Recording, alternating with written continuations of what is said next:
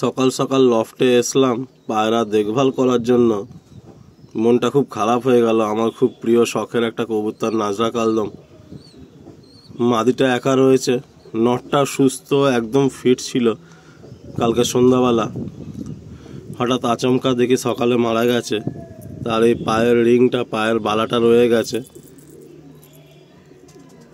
যদি কোনো ভাইয়ের কাছে একটা নর নাজরা কালদম থাকে জানাবেন, সেই পায়রার পায়ে রিংটা পরিয়ে দেবো, দিয়ে এই মাদিটার সাথে আমি জোড়া রাখবো। খুব শখের বশতে এই এক পেয়ার পায়রা রেখেছিলাম আমি, বাট আজকে সকালবেলা ইন্তেকাল করলো পায়রাটা। কি হয়েছে কিছুই বুঝতে পারলাম না। খুব শখের পায়রা আমার এটাই নাজরা কালদম পেয়ারটা। এক ভাই খুব ভালোবেসে দিয়েছিল, বাট নর পায়রাটা আমি রাখতে পারলাম না।